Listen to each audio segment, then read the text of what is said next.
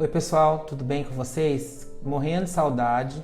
Estou aqui para a gente continuar, depois das férias, as nossas aulas que vão ser virtuais. Eu não sei até quando, mas eu acho que esse ano a gente vai ficar por aqui mesmo, né? Bom, mas a gente vai tirar de letra tudo isso, se Deus quiser. Nós vamos falar hoje sobre uma volumetria de oxirredução. Nós já vimos a permanganato, vimos a dicromato e hoje a gente vai fechar essa parte de oxirredução com a tiosulfatometria. A tiosulfatometria é chamada também de titulação iodométrica. Então, iodométrica, por que será? Na verdade, a tiosulfatometria, eu tenho um padrão de tiosulfato, mas eu chamo, esse método de tiosulfatometria de uma volumetria indireta. Por que é uma determinação indireta, uma volumetria indireta? Porque indiretamente eu consigo determinar a concentração de alguns compostos utilizando, na verdade, o iodo. Olha que interessante, isso é chamado de titulação iodométrica. Eu vou precisar ter aí o iodo, formar o iodo para poder titular algo com tiosulfato. Por que isso? Está muito ligado ao indicador, o indicador do método de tiosulfatometria. Nós podemos relembrar que nós já vimos indicadores que são os indicadores redox, o exemplo do dicromato, que a gente viu lá de fenilamina, que é um indicador redox verdadeiro, ou seja, o NOx é alterado, muda o NOx. Temos um indicador que nós chamamos de autoindicador, que é o exemplo que a gente viu do permanganato. Então não tem indicador, ele mesmo indica o ponto final. E eu falei para vocês que existia um indicador específico. Esse indicador específico é o indicador específico para iodo, que é o amido. Então muitas reações que a gente já viu aí para outras partes da química, até mesmo da biologia, nós vamos pegar alguns conceitos aí de amido reagindo com iodo. E essa reação do amido com iodo é que vai dar origem para nós a essa técnica, a essa volumetria que é a tiosulfatometria. Vamos falar um pouco agora do tiosulfato. O tiosulfato é um padrão secundário, então ele precisa ser aferido. O tiosulfato, ele aparece comercializado na forma de 5 águas. Então o tiosulfato tem 5 moléculas de água, ele é pentaidratado. Ele é encontrado em pó ou em cristais, tá? Esses cristais são incolores. Vocês trabalharam com tiosulfato já, lá nos grupos de cátions, no último grupo, mas talvez não se lembrem, mas a gente trabalhou com esse tipo de reagente já, tá? Só que ele é muito instável, porque ele se degrada pela ação de bactérias, de micro-organismos.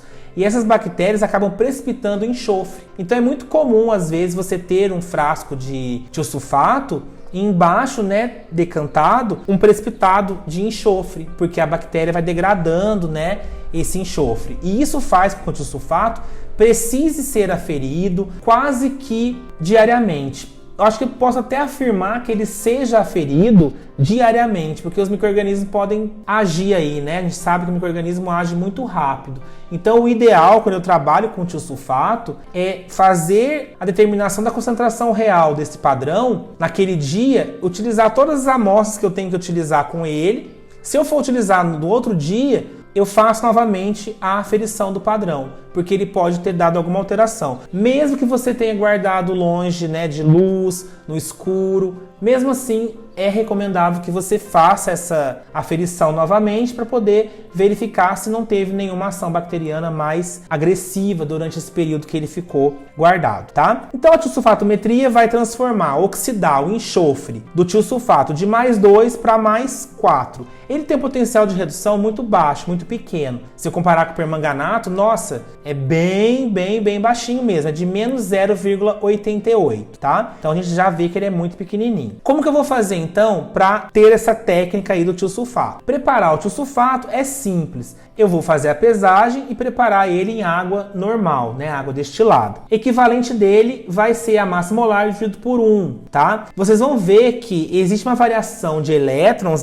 do tiosulfato, que ele vai ser Na2S2O3 e ele vai se transformar, em Na2S4O6. Se eu calcular o NOx do enxofre, eu vou encontrar no tiosulfato o NOx +2 e no tetrationato, que é o Na2S4O6, um NOx de 2,5. Daí eu fico pensando, nossa, meio elétron? Não podemos esquecer, gente, que o NOx é a carga elétrica teórica do íon, do elemento, é a carga elétrica teórica. Então, teoricamente, seria esse 2,5. 2,5 menos 2, o delta seria meio. Como eu tenho 2 enxofres, né, no tiosulfato, meio vezes 2, o delta é 1. Então, a variação do NOx vai ser igual a 1. Como que eu vou fazer, então, para gerar esse iodo, para que o indicador possa agir nessa titulação de oxidação por tiosulfatometria, esse método indireto? Eu utilizo o iodeto de potássio, o Ki. Quando eu coloco o Ki em meio ácido e eu coloco esse Ki no escuro,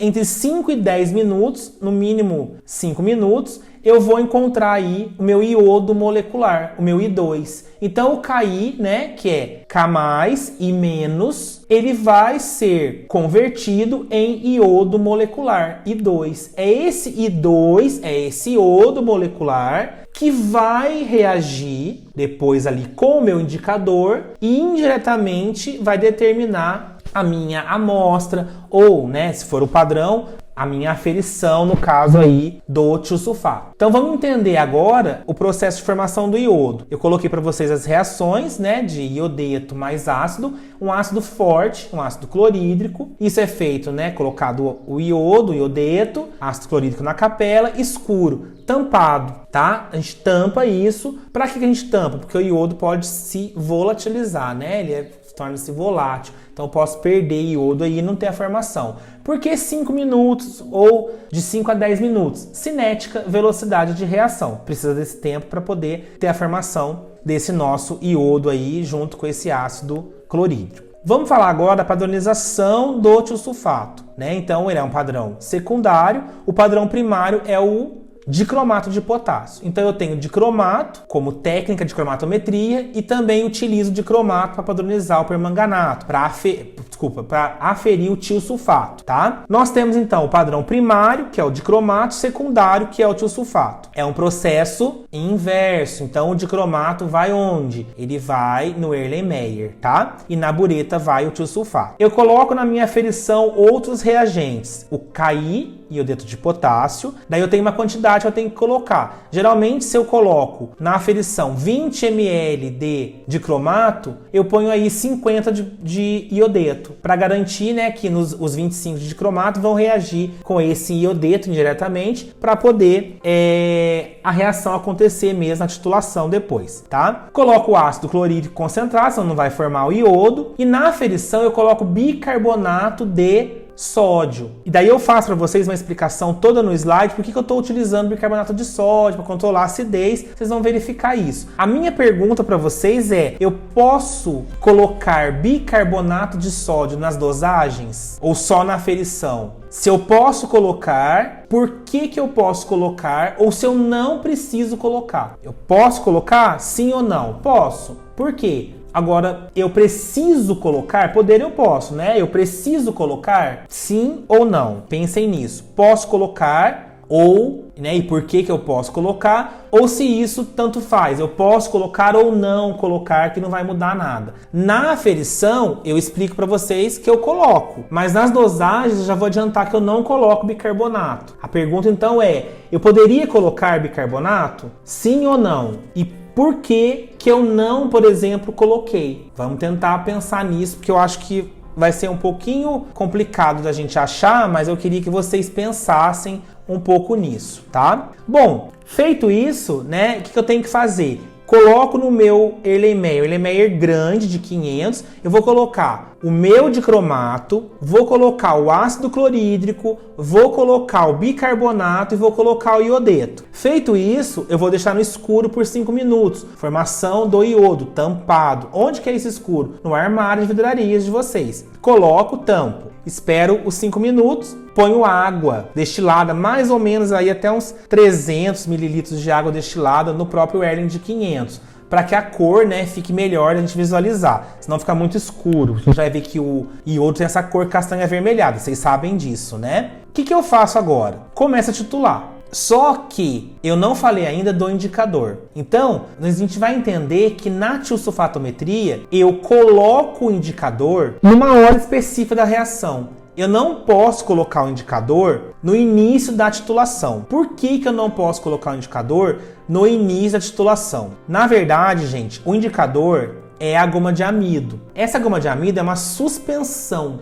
né? Então, se eu pensar no amido, eu penso na maisena em casa, né? Aquele pozinho branco que a mãe vai fazer o mingau, né? Ou colocar em algum doce, algum creme, a gente utiliza aquilo. No laboratório também tem um pozinho, só que esse pozinho a gente chama de amido solúvel. E esse amido solúvel é preparado, né, da maneira correta, a gente tem que fazer uma suspensão dele, eu aqueço a água, né, fervo a água, daí eu pego o amido, ele é mais ou menos 1% massa-volume, coloco nessa água quente, tento dissolver isso para que ele não, né, igual a mãe fala, não pode empelotar, então tem que agitar isso. Ele dá um certo trabalho para poder ser preparado, mas é super fácil de fazer. Depois eu utilizo esse indicador que a gente chama de goma de amido. Na verdade, eu não posso colocar esse indicador no início da reação. Por que que não? Vamos entender então o porquê. Bom, esse indicador goma de amido, né? O amido, ele tem duas estruturas. Ele tem 2 polissacarídeos. O amido é um polissacarídeo. Ele tem 2 que são totalmente diferentes, mas que formam esse amido. O que eu chamo de amilose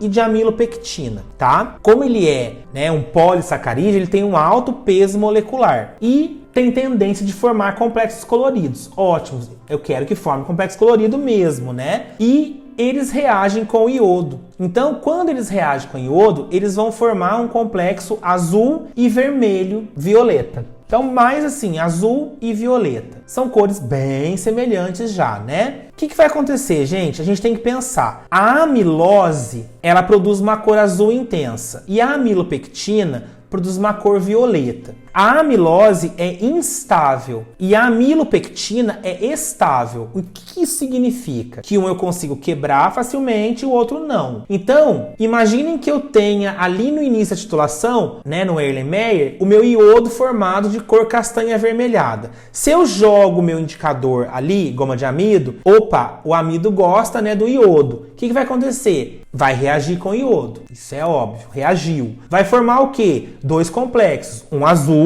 e um violeta. Como tem muito iodo, vai ter muito complexo formado. Então o que vai acontecer? O tiosulfato não vai conseguir quebrar esse complexo. Por mais que ele já viu que ele tem um potencial de oxidação também pequeno, né? Então ele não vai conseguir também quebrar esse complexo. O que vai acontecer? Eu não ia ter o ponto de viragem. Para contornar esse problema, a gente tem que pensar na formação dessa molécula de amido, amilose e amilopectina, na estabilidade desses compostos e como que eu posso minimizar na titulação esse erro que as cores podem provocar para nós. Bom, primeira coisa que eu vou dar de informação, né? A amilose tem 60% do iodo. O iodo tem 60% de amilose e 40% de amilopectina. Então eu tenho mais amilose e menos amilopectina. A amilose é instável, fácil de quebrar. A amilopectina é estável. Então o que vai acontecendo, gente? Quando eu for começar a titular, a minha solução de iodo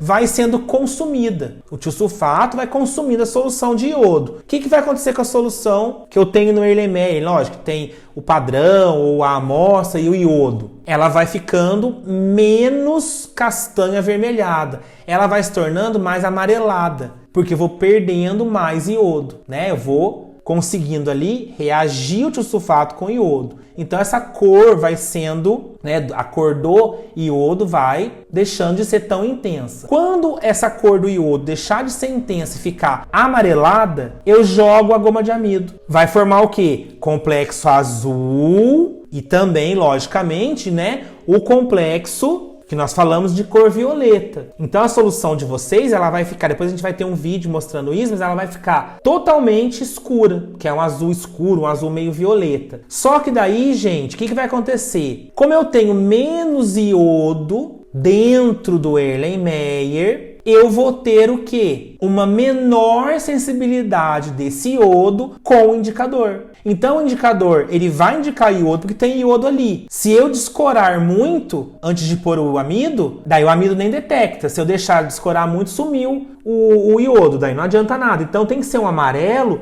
mas não pode ser um amarelo muito claro. Eu vou descorar a coloração avermelhada e vou colocar ali o amido quando essa coloração estiver num tom amarelado, não amarelo muito claro, senão eu perco o ponto final. Mas eu coloco ali e vou colocando o tiosulfato. O que vai acontecer? A amilopectina, que é estável de cor violeta, é 40%. Ela já vai ser eliminada primeiro, porque tem pouco amilopectina. Então o que vai acontecer com o nosso composto? A amilose, que é maior, ela vai estar em mais quantidade. Então é como se a amilose em maior quantidade mascarasse a amilopectina. E daí o que acontece? O iodo faz a reação de complexação da cor azul-violeta. Como eu tenho pouca formação do complexo violeta, o tiosulfato, rapidinho o tiosulfato vai descolorir essa cor violeta e vai ficar só o complexo azul. Só que o complexo azul é instável, então ele é fácil de ser descorado.